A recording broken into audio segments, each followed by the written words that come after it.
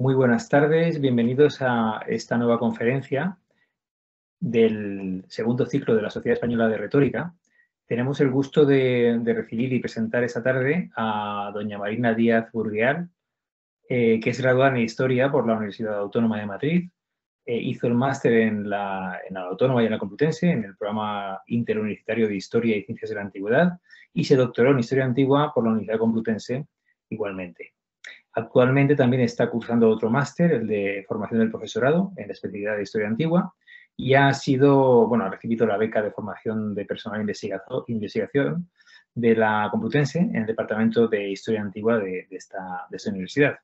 La doctora Díaz Burgueal ha realizado sus investigaciones sobre la historia de la Antigüedad tardía. En concreto, se ha centrado en la figura del emperador Juliano y de su círculo de intelectuales más cercanos, filósofos y oradores que rodearon a este muy conocido emperador romano del Bajo Imperio. Ha realizado estancias de investigación en universidades prestigiosas como Oxford y Münster, en Gran Bretaña y en Alemania, financiadas por la Complutense y por el Servicio Alemán de Intercambio Académico, respectivamente. También ha participado en diversos congresos de ámbito nacional e internacional y es autora de varios artículos y capítulos de libros y monografías en coautoría en diversas editoriales también muy conocidas y revistas de su especialidad, como por ejemplo Gerión, Espacio, Tiempo y Forma, y otros foros también académicos muy conocidos, ¿no? En concreto, pues ha publicado, tiene capítulos de libros en prensa, en editoriales como Brepols y Steiner Verlag en Alemania. Como edición del libro colectivo, junto a su directora de tesis, la profesora Rosa Sanz Serrano, destaca la monografía colectiva Eros Imperat, Poder y Deseo en la Antigüedad. Y su campo de especialidad, como he dicho antes, es realmente el círculo de oradores y filósofos, los retores de la Antigüedad tardía, en torno al emperador Juliano, el llamado apóstata. Su conferencia hoy precisamente versa acerca de este tema y, bueno, pues tenemos muchas ganas de escucharla. No quiero quitar más tiempo a la intervención. Recuerdo que hay que mantener las cámaras y los micrófonos apagados durante el transcurso de esta conferencia, que se va a grabar para luego nuestro canal de YouTube, y que al final de la conferencia tendremos un espacio para el debate, para las preguntas y los comentarios que quieran hacerle a la doctora Díaz Burgueal. Así que sin nada más que añadir, pues agradeciendo mucho la presencia de Marina esta tarde de mayo, pues le cedo la palabra con muchísimo gusto. Cuando quieras, Marina, si quieres presentar tu presentación. A ver, bueno, muchas gracias, David. ¿Se ve bien? Sí, perfectamente. Voy a ampliar a ver si funciona todo como es debido. ¿Se ve? Muy bien, perfecto. Vale, perfecto. Bueno, pues me gustaría empezar dando las gracias al profesor Hernández de la Fuente, tanto por la presentación que acaba de hacer, como por la invitación a participar en este segundo ciclo de conferencias de la Sociedad Española de Retórica. Dicho esto, y antes de centrarme en el tema de hoy, me gustaría hacer un comentario preliminar o una suerte de advertencia, puesto que al contrario de muchos de los que creo que me están escuchando hoy, no soy filóloga, aunque hace años que empecé clásicas en la Universidad Autónoma de Madrid y espero terminarla algún día, ya que ya me quedan muy pocos créditos. Soy historiadora, hice la tesis doctoral, como ha comentado el profesor Hernández de la Fuente, en Historia Antigua, y para la misma me fue fundamental el conocimiento de los géneros literarios en la antigüedad y de las estrategias discursivas de los autores antiguos, en las que la retórica obviamente es una herramienta fundamental. Y esto incluye, por supuesto, las obras historiográficas como la de Amiano Marcelino, que han sido tradicionalmente interpretadas como una fuente supuestamente más objetiva de conocimiento, signifique eso lo que signifique, pero que sin embargo siguen una serie de esquemas y de convenciones narrativas y sobre cuya manera de construir el discurso sobre el pasado ejerce una gran influencia la retórica clásica. En ese sentido, me gusta recordar la definición de retórica que hace Alberto Quiroga Puertas en su reciente biografía del emperador Juliano, donde sitúa a la retórica más allá de una mera codificación de tópicos literarios y la reivindica como una herramienta fundamental para analizar la ideología de cualquier obra literaria. Y dice, frente a esta visión mecanicista y rígida de la retórica, es preciso entender esta disciplina como un conjunto de estrategias literarias y cognitivas encaminadas a sustentar el armazón ideológico de un escrito. La conciencia de este hecho es, en mi opinión, una de las más importantes aportaciones a la historia y a las ciencias sociales del llamado giro lingüístico, a la idea, en palabras de Chris Wickham, de que todos nuestros testimonios escritos del pasado están sujetos a convenciones narrativas que debemos entender adecuadamente antes de poderlos usar en la escritura histórica. Por todo ello, considero que un buen conocimiento y la lectura de los trabajos de los colegas que se dedican al estudio de la retórica antigua son fundamentales para hacer una correcta interpretación de las fuentes escritas. Y ahora sí, pasamos al tema de la conferencia de hoy. En su momento la titulé, como han podido ver en la primera diapositiva y en el programa de las conferencias, Retórica y comunicación política, el caso de Juliano en Antioquía. Pero quizás, es algo que se me ha ocurrido a posteriori, como suele suceder, hubiera sido más correcto hablar de retórica e incomunicación política,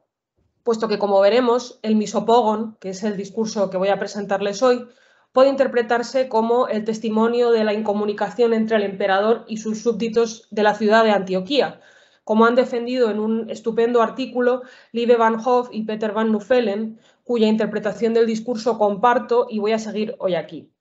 Por lo tanto, voy a presentarles el discurso, un pequeño estado de la cuestión de sus interpretaciones más recientes y por qué es interesante o útil para mi trabajo.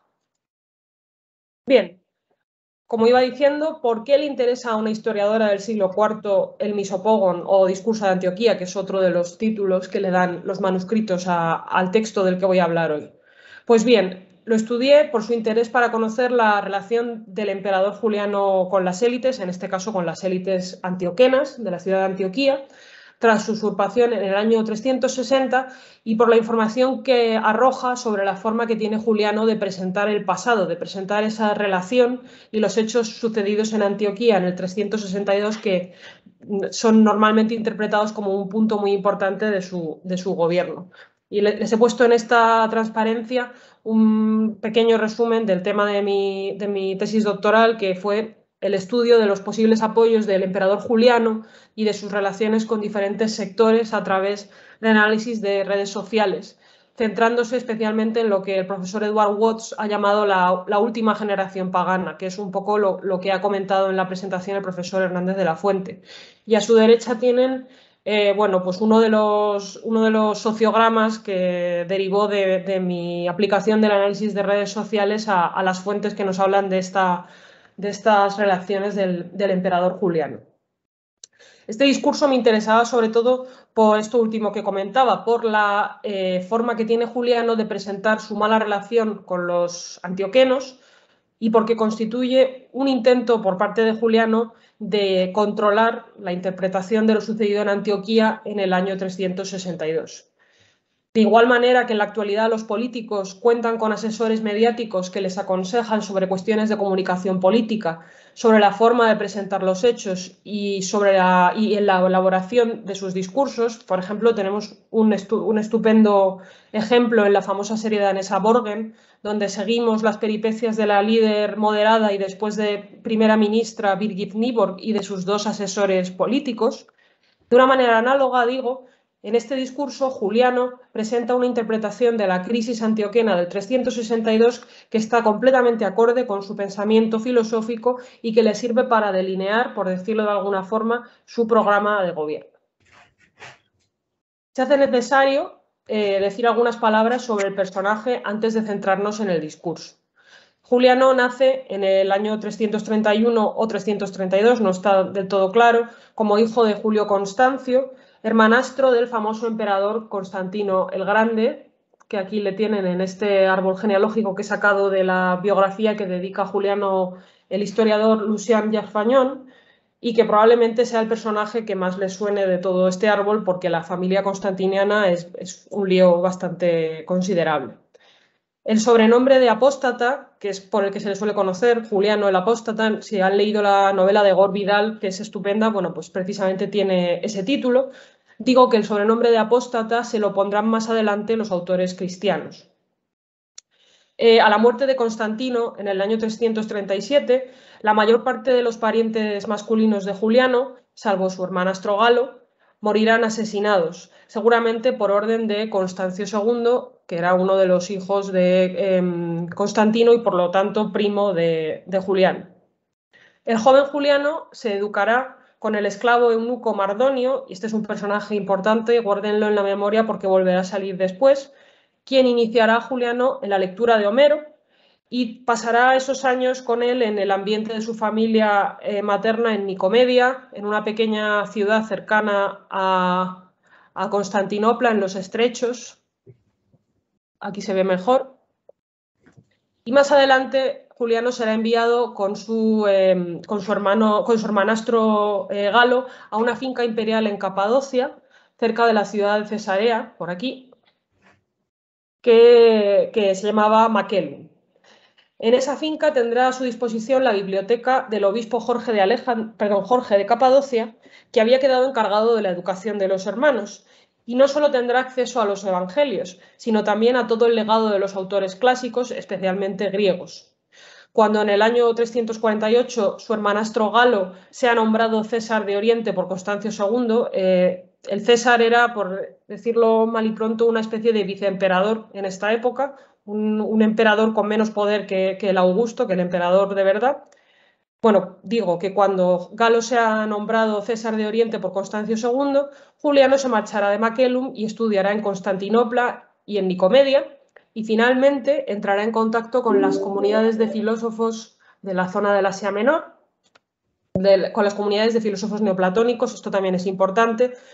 donde parece que se convertirá a alguna forma de paganismo de tintes neoplatónicos. Hay quien habla incluso de una conversión a la religión del dios Mitra. Se convertirá bajo la égida de su maestro, el filósofo Máximo de Éfeso. Poco después, tras la condena a muerte de su hermanastro Galo y una breve estancia de estudios en Atenas, Juliano será nombrado por su primo Constancio II César de Occidente, y allí se hará un nombre conteniendo a los alamanes y a otras tribus de la frontera occidental romana, para finalmente hacerse nombrar Augusto por sus tropas en París en el año 360, en lo que es una clásica usurpación de las que podemos ver en esta época de la historia del Imperio Romano. Sin que llegue a haber un enfrentamiento directo entre los primos, cuando Juliano se dirige hacia Constantinopla en el año 361, su primo muere y él se convierte en el único Augusto, en el único emperador. Durante todos estos años, y esto es lo que nos interesa hoy, Juliano llevará a cabo una activa producción literaria en la que caben discursos, himnos a los dioses, cartas, y que aquí les he más o menos resumido.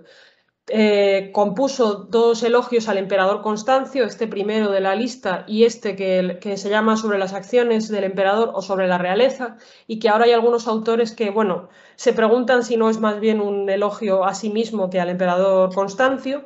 El elogio de la emperatriz Eusebia, que es un texto muy interesante sobre una mujer, sobre la esposa de Constancio II, que parece que pudo tener algún papel en el ascenso de Juliano al poder. La consolación asimismo por la marcha del excelente Salustio, que es un discurso que le dedica a su amigo Salutio, que tiene que marcharse de su lado cuando Juliano está en la Galia por orden del emperador. La carta al Senado y al pueblo de Atenas, que básicamente es una captatio benevolentiae de las muchas que debió enviar a diferentes ciudades del Oriente romano para conseguir aliados en el momento en que usurpó la púrpura. La carta al filósofo Temistio, que es uno de los personajes, uno de los intelectuales más importantes de la corte constantinopolitana en esta época. Los dos discursos contra los cínicos, contra el cínico Heraclio y contra los cínicos incultos, que son muy interesantes para ver una interpretación en clave neoplatónica del cinismo. Un par de discursos a los dioses, a la madre de los dioses, la diosa Cibeles, y al rey Helios. Luego esta obra, que es de mis favoritas, Los Césares, una obra de género complicado de encasillar, donde se organiza una especie de concurso entre todos los emperadores de la historia de Roma, más Alejandro Magno, más Julio César, y donde finalmente pues gana Marco Aurelio, que es el emperador con el que más le interesaba identificarse a Juliano. Nuestro discurso de hoy, que es el Misopogon, contra los Galileos, que es una obra de polémica anticristiana, como dice su propio nombre, porque Galileo es el término despectivo con el que Juliano se refería a los cristianos, y luego en torno a unas 100, 150 cartas que son la fuente que yo más he utilizado en la tesis doctoral y que son interesantísimas de leer y que dan casi para hacer una biografía de Juliano. Bien, se han escrito además ríos de tinta sobre la política que pretendió Juliano llevar a cabo durante sus 2 escasos años de gobierno. La verdad es que todavía no entiendo cómo no ha hecho alguien una película sobre su vida, porque daría para mucho. Pero baste comentar que las fuentes subrayan su política de revitalización de los templos y de los cultos, y quizás también sea importante mencionar la ley según la cual pretendía impedir la docencia a los cristianos, aunque en este caso hay todavía una polémica abierta sobre la interpretación de los 2 textos relativos a esta medida. Tras el encontronazo con los antioquenos que se narra en nuestro discurso, Juliano emprendía una campaña contra la Persia sasánida, durante la cual moriría en junio del año 363, en un episodio sobre el que se ha discutido si alguna facción cristiana pudo tener alguna intervención. Y luego, mención aparte, por supuesto, merecería la larga tradición de recepción y reinterpretación de la figura de Juliano, que comienza en la propia antigüedad tardía, que cuenta ya con estudios dedicados a diferentes ámbitos de la misma, y en la que me consta que están actualmente trabajando autores como Alberto Quiroga y su doctorando Elía Otranto. Sin embargo, ¿qué sucedió en la ciudad de Antioquía de Orontes en el año 362 que suscitara la redacción no solo del discurso Misopogon de Juliano, sino también de un par de discursos del famoso retor Libanio de Antioquía, que por cierto es un dato importante? En sus discursos se autorrepresentaba como uno de los personajes más fundamentales del círculo de allegados de Juliano.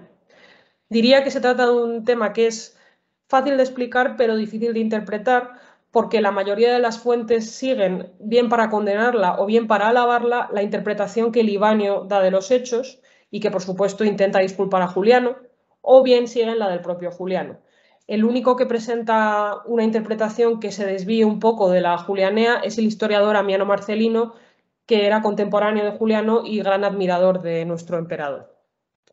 Tenemos que ponernos en situación. Antioquía, fundada a finales del siglo IV a.C. por el rey helenístico Seleuco, era en esta época una de las ciudades más grandes y pudientes del Oriente romano, con una población que parece haber rondado en este momento entre los 200.000 y 250.000 habitantes. Aquí les traigo un par de mapas extraídos de la obra de la profesora Christine Shepardson para que se hagan una idea de dónde está Antioquía en el levante mediterráneo. Esto ahora mismo es Turquía, muy cerca de la frontera con Siria, y para que se hagan también una idea de lo que se conoce, por lo que se ha excavado hasta ahora, de la ciudad, de la topografía de la ciudad, con otro lugar muy importante que volverá a salir a lo largo de nuestro discurso, que es la iglesia de San Bábilas. Nos hablan de esa riqueza algunas de estas imágenes que les presento aquí. Esto, por ejemplo, es un grabado de un viajero francés de finales del siglo XVIII, según el cual, bueno, este sería el estado en el que estaba en esa época las ruinas del Palacio Seleucida de Antioquía. Yo creo que más bien sería el palacio de época romana. Y luego, por suerte, en la zona se han conservado bastantes mosaicos. Hay uno muy famoso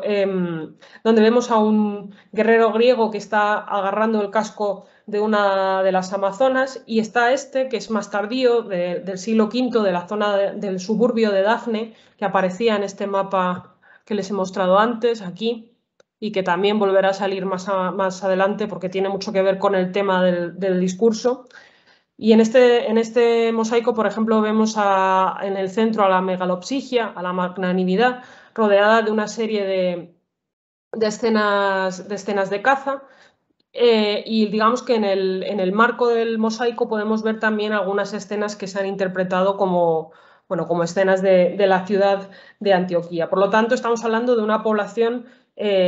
bastante potente en términos económicos.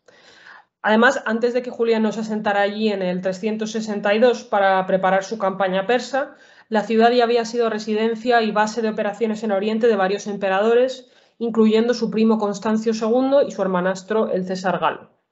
La ciudad parece haber contado además con una importante comunidad cristiana ya en esta época, un dato que desde mi punto de vista hay que coger siempre con pinzas porque es difícil hacer demografía en historia antigua. Las ciudades del Oriente romano constituían, por otro lado, una fuente continua de conflictos religiosos, económicos y sociales, como ha estudiado el profesor Ramón Aja, entre otros, y Antioquía, por supuesto, no era menos en ese sentido. De hecho, a partir del enfrentamiento de la ciudad con Juliano, jamás se quitará la fama de levantisca y problemática.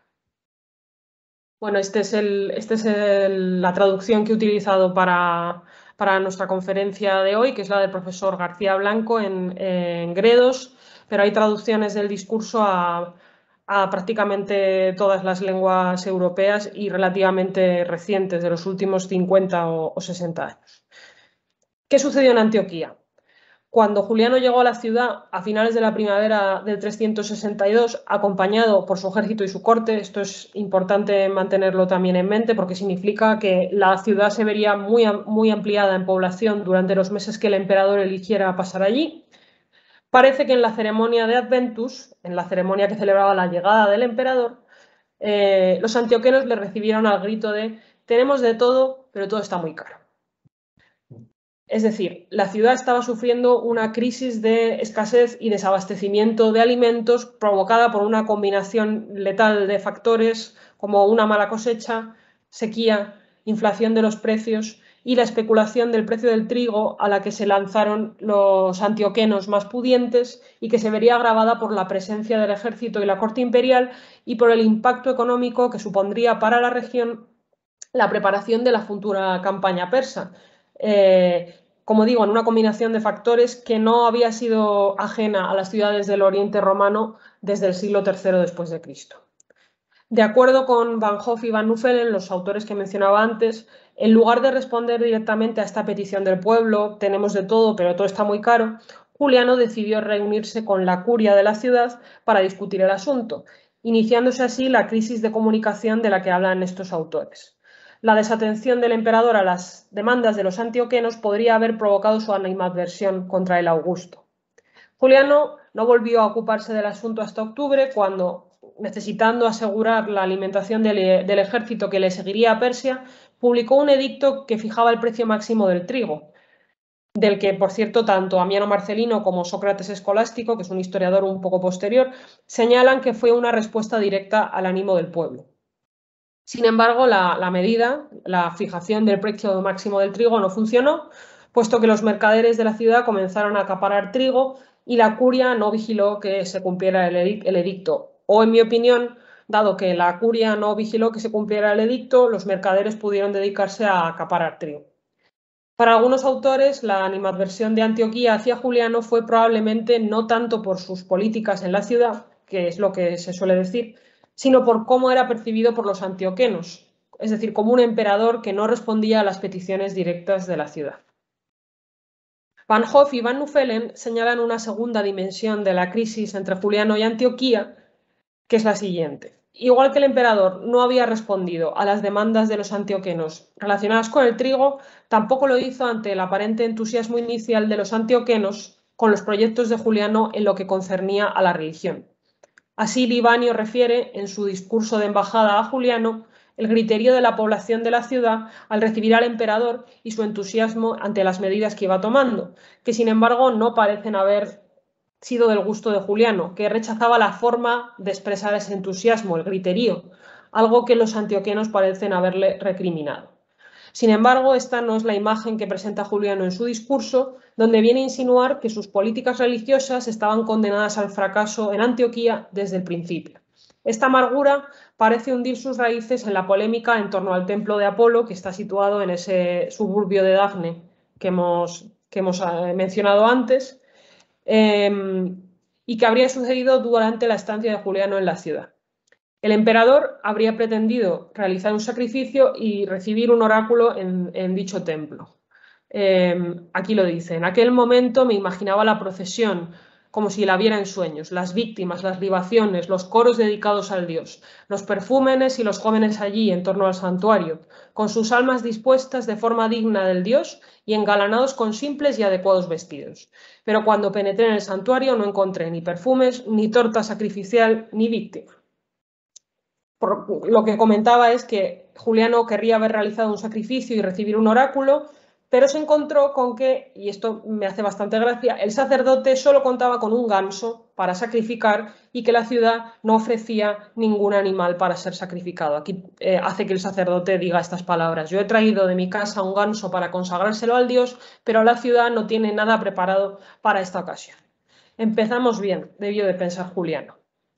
El emperador habría achacado la ausencia de un oráculo por parte del dios a esta actitud, ya que su hermano Galo, que había sido un desastre en términos de gobierno cuando había sido César de Oriente, como digo, a que Galo habría hecho trasladar las reliquias del mártir Bábilas de su localización original al recinto del templo. Es decir, las reliquias de un mártir cristiano al recinto de un templo de un dios pagano. Juliano ordenaría entonces de nuevo el traslado de las reliquias, sacarlas del templo de Apolo, provocando así la ira de los cristianos de la ciudad. En octubre del 362 arderían el templo y la estatua de Apolo, hecho del que el Augusto acusaría a los cristianos. Y Ammiano nos dice que durante la investigación, durante los meses en que se instruyó el caso, Juliano ordenaría cerrar la mayor iglesia de Antioquía. Como les decía, esta visión de la crisis del 362 como una crisis o fallo en la comunicación ritualizada o en el ceremonial público, basándose un poco en toda la corriente historiográfica que desde los estudios de Alfoldi y de Sabine McCormack estudia el ceremonial imperial en la antigüedad tardía, es solo una de las muchas que se le han dado al discurso. Pueden ver en la pantalla algunos de los trabajos más recientes sobre el texto, entre los que personalmente destacaría las recientes publicaciones de Alberto Quiroga, Leán Nicolai y Elía Otranto, que se fijan en aspectos retóricos del discurso relacionados con la subversión de algunas de las convenciones establecidas por Menandro el Rétor en el siglo III. Se fijan también en cuestiones de intertextualidad y en referencia a otros textos clásicos, en cuestiones como la fixionomía, en los códigos del discurso de invectiva o psogos, en la práctica de la periodontología. En resumen, en cuestiones que permiten interpretar mejor los códigos por los que se rige el discurso. Otros autores han dado otras interpretaciones, como por ejemplo que sea esta crisis exclusivamente una consecuencia de los problemas de abastecimiento. También ha sido interpretado en el contexto de un choque frontal entre cristianismo y paganismo, como ejemplo, y esta es mi favorita, de la inestabilidad psicológica de Juliano, o como un texto mayormente humorístico, una suerte de sátira festiva compuesta con motivo del Año Nuevo, aunque ahora hay quien duda de que se pueda datar en esas fechas o si su composición se produjo más cerca de la fecha de partida de Juliano hacia Persia. Personalmente, como ya he dicho, comparto la hipótesis de Van Hoff y Van Nuffelen sobre la crisis de comunicación ritualizada, de ver el discurso como una respuesta a las demandas de los antioquenos que llegó muy tarde y que pretendía imponer la interpretación de Juliano de una crisis en la cual el emperador no fue capaz de comunicarse adecuadamente con los antioquenos y de que el humor y la ironía que se desprenden del texto deben interpretarse como una parte de la estrategia retórica cuyo objetivo es en parte político, al definir su visión de las virtudes imperiales, que son las características personales de Juliano de las que veremos que supuestamente se está riendo, frente a los vicios de los antioquenos. Como señala el profesor Quiroga Puertas, se trata de un discurso que presenta elementos de varios géneros: comedia, sátira, diálogo, pero sobresale el tono de censura del comportamiento de los ciudadanos de Antioquía y de autocensura del propio comportamiento, por lo que podríamos hablar de una invectiva. Y como en el resto de sus discursos, Juliano demuestra un gran conocimiento de los textos clásicos a los que hace referencia una y otra vez. Se discute si el texto pudo exponerse públicamente en Antioquía y si se envió a miembros de las élites a lo largo y ancho del imperio. Sabemos, en cualquier caso, que debió circular por las alusiones que hacen al mismo numerosos autores, entre ellos el famoso padre de la Iglesia, Gregorio de Nacianzo, un hombre versado en retórica y filosofía que además había sido antiguo compañero de Juliano en Atenas durante unos pocos meses o unas pocas semanas. Debió de circular rápido en Antioquía, poco después de la partida de Juliano, porque sabemos que una embajada antioquena fue a entrevistarse con él a una localidad cercana a Antioquía para congraciarse y pedirle clemencia. O sea, no cabe duda de que los antioquenos no interpretaron el discurso precisamente como un discurso irónico y festivo, sino como una muestra de ira. Y no es de extrañar, puesto que en el discurso Juliano promete que no piensa volver a Antioquía, con lo que ello podría suponer para la ciudad. Aquí lo dice. Puesto que el mostrarme junto a mis amigos virtuoso os ha parecido la cosa peor y más desagradable de ver y tampoco os he mostrado ningún bello espectáculo, he decidido abandonar la ciudad y marcharme. Y un poquito después, de nuevo, voluntariamente nos marchamos de vuestra ciudad. Y encontramos referencias parecidas en un discurso compuesto poco después por Libanio de Antioquía,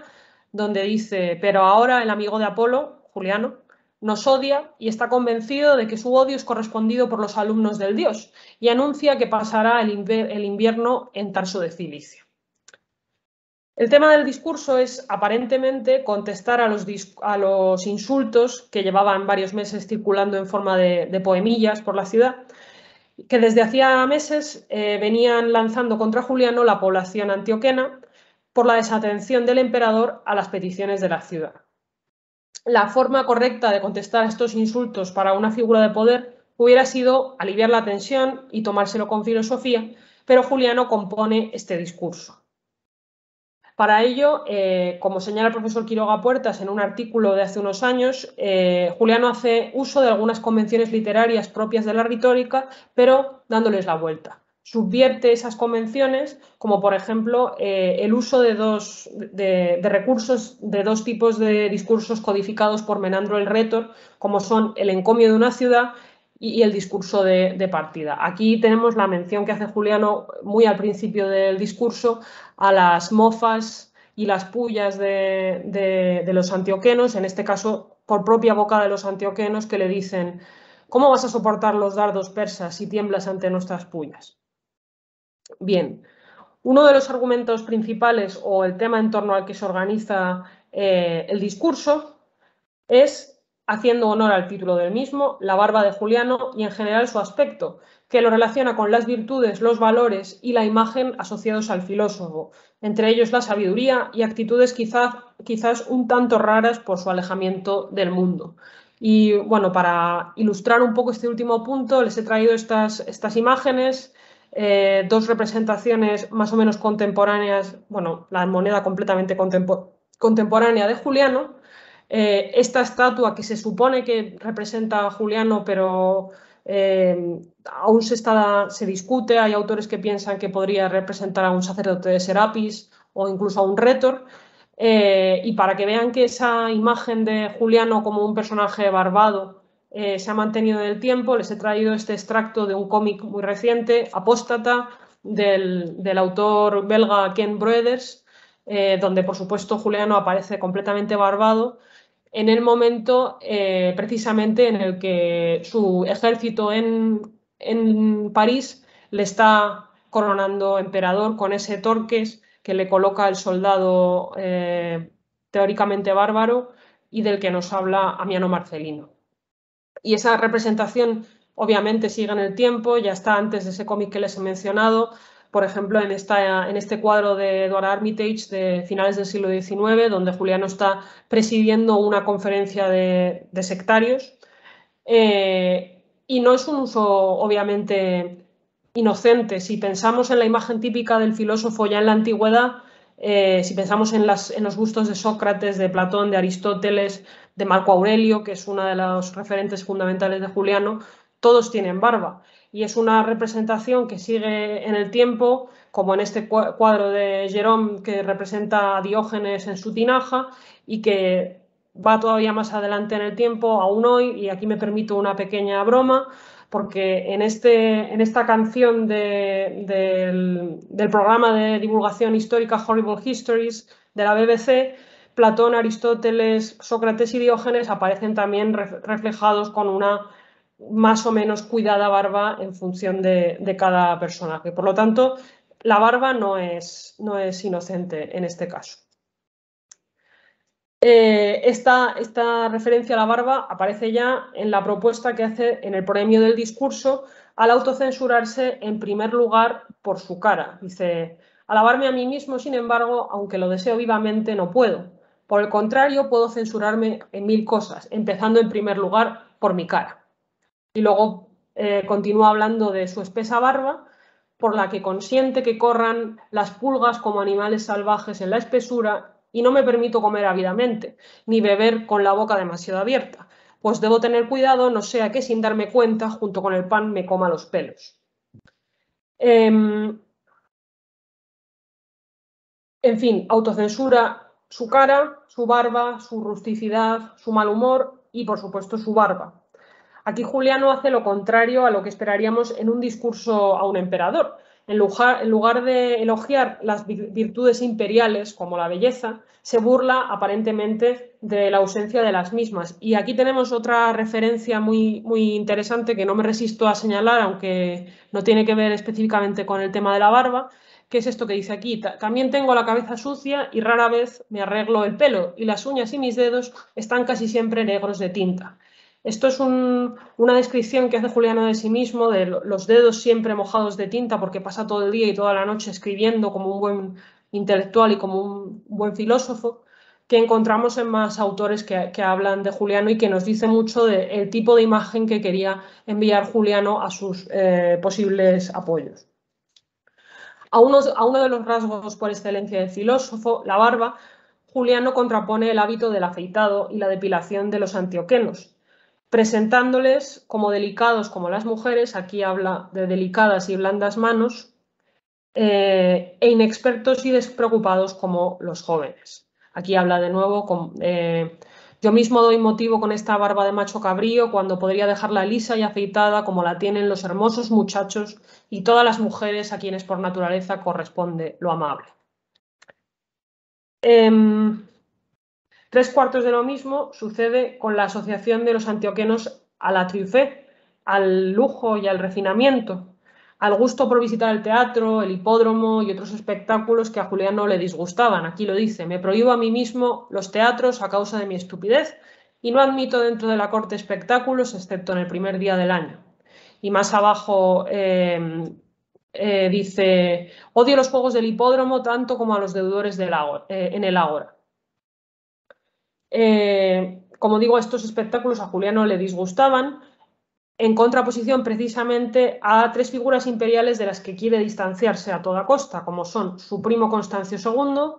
su tío Constantino, que al fin y al cabo, y esto daría para otra conferencia, era el responsable de que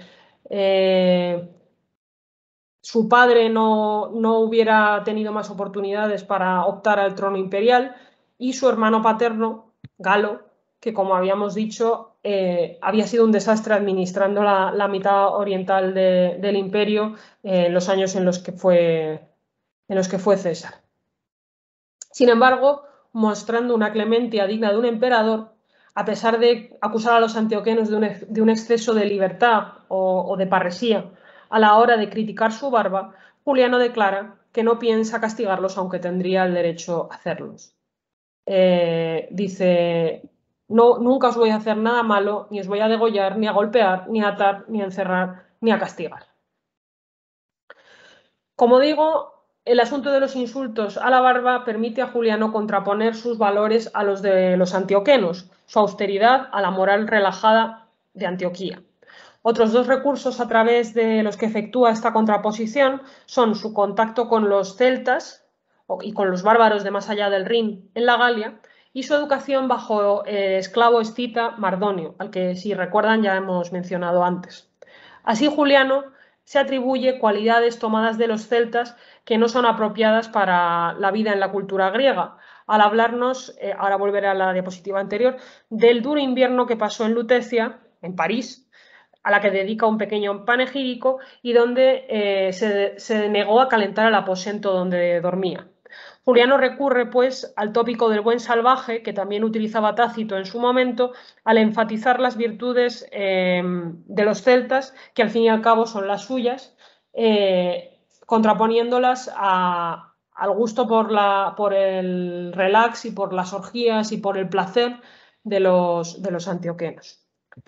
Por otro lado, como digo, culpa de su dureza y de su carácter a Mardonio, a quien alaba y hace responsable de las virtudes de las que aparentemente se está burlando, pero que en realidad está alabando. La descripción que hace de la educación que le dio Mardonio, según la cual le enseñó a llamar dignidad a la rusticidad, prudencia a la insensibilidad, fortaleza al no ceder a las pasiones y al no buscar la felicidad por este procedimiento, no parece la más adecuada para un pedagogo de nada menos que un emperador, aunque en ese momento no era candidato a convertirse en emperador. Así pone en boca de Mardonio, o digamos que Mardonio le exhorta a buscar versiones mejores de la realidad en Homero. Aquí dice: ¿te gustan las carreras de caballos? En Homero hay una escrita con sumo arte. Toma y lee este libro hasta el final. O sea, le hace también culpable de su sabiduría, de sus conocimientos sobre la literatura y la filosofía griegas. Y para más Inri, Mardonio es un esclavo bárbaro y eunuco. O sea que de nuevo aquí Juliano se vale de la etnicidad y del género para construir su argumento irónico. Las comparaciones de los delicados antioquenos con los duros celtas, y aquí antes no lo he dicho, pero por celtas, digamos que celtas es un término que también hay que coger con pinzas porque puede estar refiriéndose a los galos en general, puede estar refiriéndose a grupos de bárbaros que estuvieran agrupados en una unidad auxiliar como los Celta, de los que les muestro aquí el escudo recogido en la Notitia Dignitatum, puede estar refiriéndose a muchas cosas diferentes que no sean los celtas a los que todos tenemos en mente cuando hablamos de los celtas. Como decía, las comparaciones de los delicados antioquenos con los duros celtas no se refieren solo a la agroiquía, a la rusticidad del carácter que Juliano aprendió de ellos, sino de nuevo a través de cuestiones relacionadas con su masculinidad y con la sofrosine, con el autocontrol, con el control de uno mismo. Para dejar todavía más clara la baja calidad moral de los antioquenos, el emperador recuerda al lector la pasión incestuosa de Antíoco I, que era el hijo de aquel rey que mencionaba antes, hace ya un buen rato, que había fundado Antioquía, la pasión incestuosa de este Antíoco I por su madrastra, que habría contaminado a todos los antioquenos en la posteridad. Si al principio podía parecer que el humor iba a ser la tónica general del discurso, a medida que vamos avanzando, el tono se vuelve más amargo y hostil. Juliano no solo no tiene motivos para darle las gracias a Antioquía, sino que se dedica a lanzarle reproches sobre su mal comportamiento con él, por rechazar una relación que podría haber sido amistosa y fructífera y por no haber agradecido a su vez sus buenas acciones para con la ciudad. Aquí lo dice: mi objetivo era que vuestra ciudad fuese más grande y poderosa. Aprovecha también para recordar cómo había amado al principio a la ciudad por pensar que era una verdadera comunidad helena. Lo dice aquí: creyendo que al ser vosotros hijos de griegos y yo, aunque mi raza es tracia, griego por mis costumbres, suponía que nos amaríamos intensamente de manera recíproca. Juliano termina el discurso atacándose con sarcasmo, diciéndose a sí mismo que es el culpable por haberse mostrado amable con una ciudad desagradecida. Y ya para ir terminando, simplemente querría volver a incidir en la idea de que en este discurso Juliano busca lanzar un mensaje político al contrastar su carácter ascético y rigorista con el carácter relajado y festivo de los antioquenos, creando la imagen de una gran oposición ideológica entre el emperador y la ciudad. A través del sarcasmo y la autocrítica, y en un momento en el que la historia de su desencuentro con Antioquía habría llegado probablemente ya a todos los rincones del imperio, Juliano aspira a darnos su interpretación de su mala relación con los antioquenos, que él achaca a su diferente carácter y que tenía como fondo su incapacidad para responder a sus demandas ante el desabastecimiento de la ciudad a causa de una combinación de factores que se vieron agravados por los problemas logísticos que traía la presencia del ejército y la corte en Antioquía. Juliano aprovecha, sin embargo, este discurso para lanzar un mensaje acerca del tipo de valores con los que pretende gobernar y el comportamiento que espera de los que le apoyen, que, por cierto, y esto era importante para mi trabajo de tesis doctoral, aparecen aquí mencionados. Dice, pues somos 7 los que acabamos de llegar como extranjeros a vuestra ciudad. Esos 7 son, entre otros, varios intelectuales que le acompañarían en su gobierno durante los pocos meses que le quedaban de vida, como los filósofos Máximo y Prisco, el médico Oribasio o el prefecto pretoriano Salutio, que es al que le dedica ese discurso que mencionaba antes. Y luego también menciona uno que es compatriota vuestro, amado por Hermes y por mí y creador de bellos discursos. Ahí está haciendo claramente referencia al sofista Libanio de Antioquía. Bueno, pues como decía, el objetivo de Juliano es lanzar un mensaje acerca de los valores con los que quiere gobernar y del comportamiento esperable de los que le apoyen.